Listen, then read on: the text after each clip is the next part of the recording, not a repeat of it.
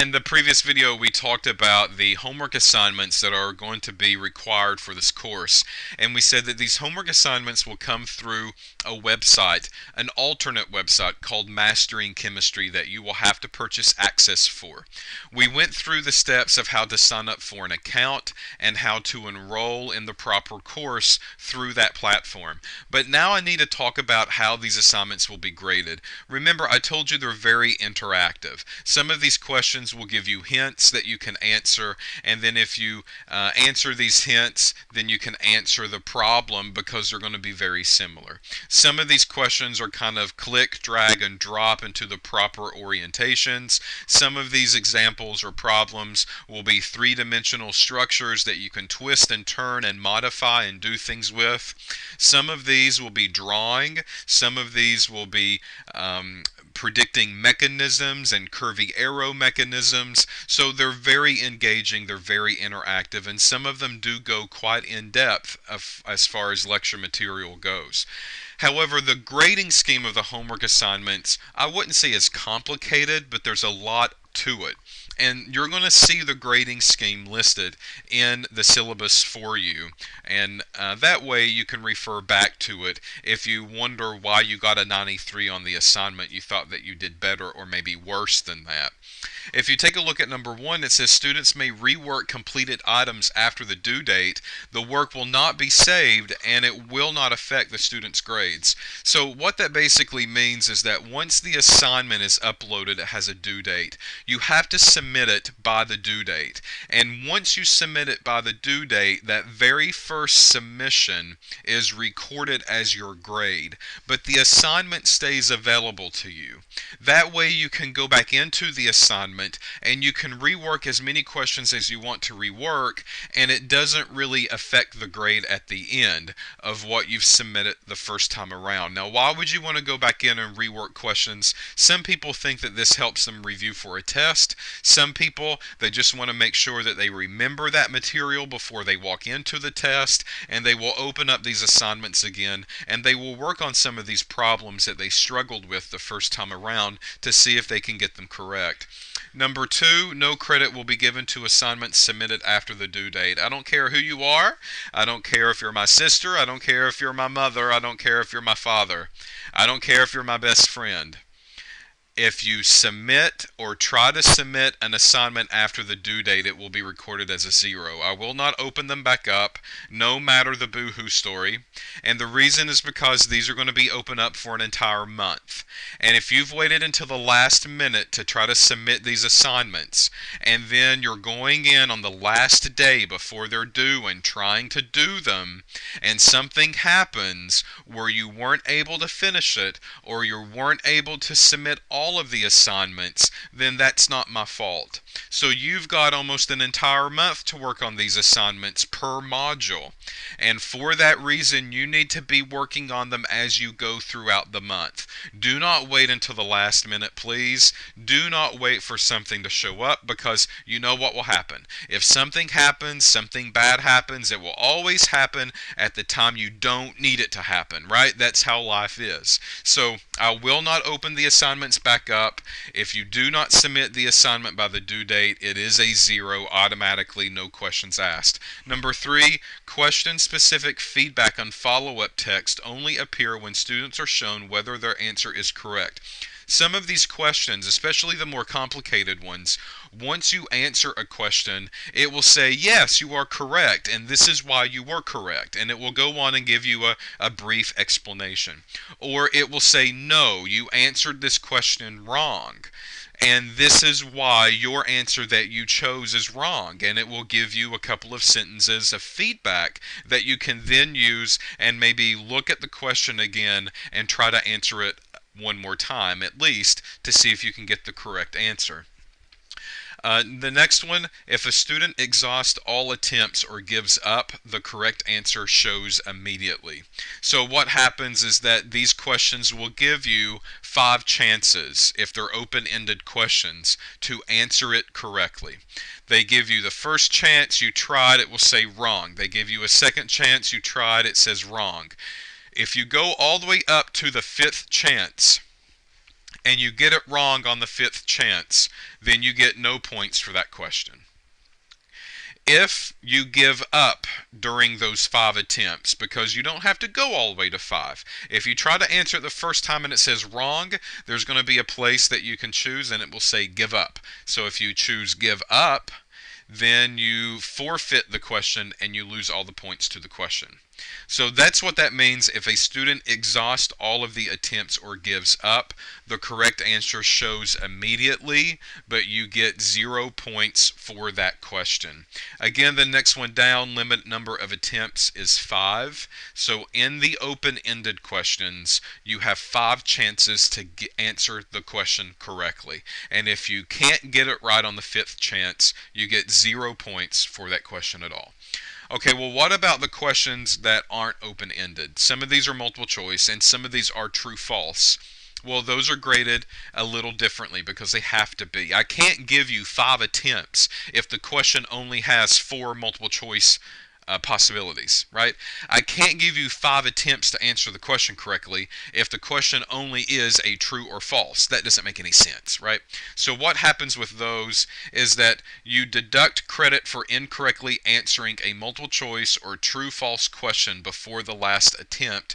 Deduction per incorrect answer is 100% divided by the number of answer options minus 1. Now what does that mean?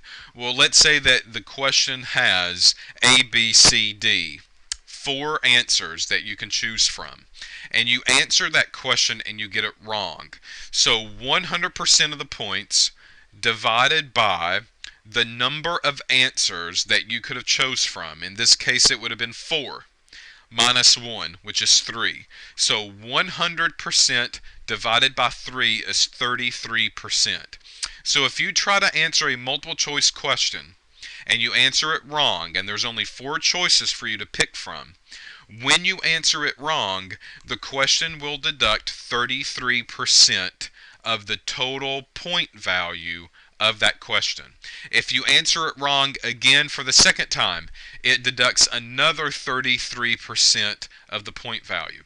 If you answer it wrong a third time, it deducts another 33% from the point value. And finally, you've got one more left over. You get no points for it because now 100% of the points have been deducted. The same happens for true-false, right? You've got 2 choices there, true and false. If you pick one and it's wrong, well, that's 100% divided by 2, because a true and a false, you had 2 options there, minus 1 is 1.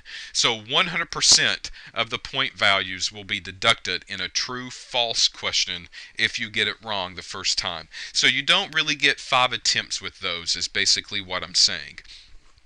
The next one, deduct credit for incorrectly answering any other type of question before the last attempt. The deduction per incorrect answer is 3%. So all of these questions that are open-ended, I told you get 5 attempts, right?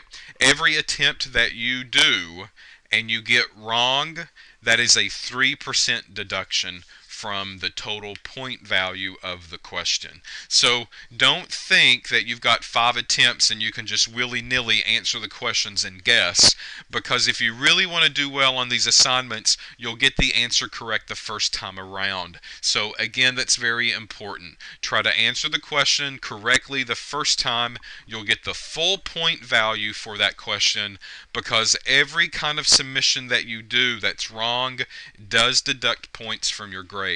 Students can view hints if applicable and available. So that basically means if the question is a little bit more complicated, or if the question is an introductory question, very often there'll be a hint tab. You'll be able to click the hint tab. It will not penalize you any points. You can work through the hints as you see fit and use them as you see fit. However, if you do not open a hint and it's available for the question, you actually get extra credit points for that question. So you will get an extra 10% of the point value added on to the question itself. Now, what does that mean? How does that equate? Well, think about it. Let's say that you answer a question wrong during the first attempt, and on the second attempt you get it right. That's a 3% deduction. But if you get to a question that has a hint and you don't use it, you they've just added on 10% of extra credit. So that kind of washes out that faulty answer or that wrong answer that you gave previously. So if the hint's there and you don't need it, don't use it, and you get extra points because of that. So you can get higher than a 100 on these assignments. Bottom line, you can. Laboratories are a crucial part of your lab grade, right? You're going to be in lab 6 hours a week. You're going to be working on these labs that involve biochemistry and biological molecules. Any lab not completed, you get a 0 for it. Bottom line, this has been the trend from day one from all of the classes. You should treat the lab as your employer. You should show up on time. You should do quality work. You should turn in the lab book, and that should be quality. And other than the laboratory list, this semester you will also be exposed to a water study. And this is a community-wide water study that we do every year in the spring semester. And you will be analyzing the quality of people's water as they bring it in. You will be fully responsible for the water set that we assign to you. So that means all of the testing should be done by you, the report generation should be done by you, and contacting the client itself should be done by you. So this is kind of working as an employer again, real life scenario type things that you're seeing involved in this. Quizzes. Online quizzes will be given. These will be Blackboard, no questions asked. So these quizzes are going to be timed. Once you open up the link, you have a certain amount of time to answer them. These timed quizzes could be 10 questions, they could be 20 questions. The time limit could be anywhere from 8 minutes to 15 minutes for you to complete them. Note, the time that I give you is not enough time to dig through the book and find the answers. That's why I'm giving you a time limit on them. If I didn't give you a time limit on them, then it's an open book assignment.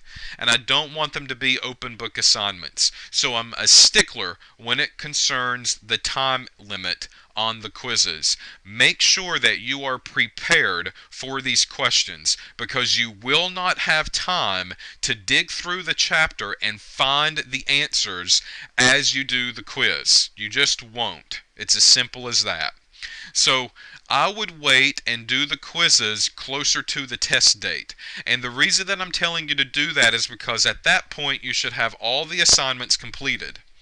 And at that point, you can sit down and feel good about the material so that you can open up the quiz link and you can start answering the quiz questions. And if you do it close to the test date, not only that, but these quizzes serve as a quick review as well for the types of questions that you will see on the test. So I would save the quizzes off until about the week of the test, or about the week and a half before the test rolls around, and I would start the quizzes during that time. Make sure that you do all of the assignments first, though, before you tackle the quizzes itself. Note, make sure you have a stable internet connection. If you send me an email, or if you send me a text, or if you call me and say my internet cut out midstream on the quiz, I'm going to say I'm sorry, there's nothing I can do for you. So I'm just going to have to grade the answers that you have submitted up to that point, and I'm just going to have to give you 0 points for all of the remaining questions that are there. Make sure that you have a stable internet connection when you open up these quizzes. I will not reopen them for anybody. And if it does shut down midstream, then that's not my fault. So you need to make sure that you have a stable internet connection, because if it does cut out, I will not give you any points that are in the remaining questions itself. Test.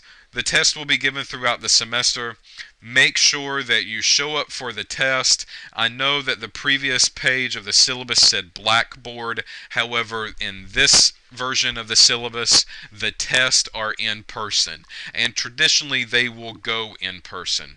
So you need to show up at 8 o'clock on the test dates.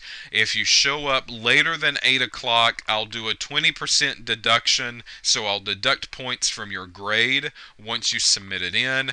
If you're later than 8:30, I won't give you the test at all. Period. I won't give you the test at all if you show up later than 8:30. So we've got one more video to cover the syllabus. Hold on.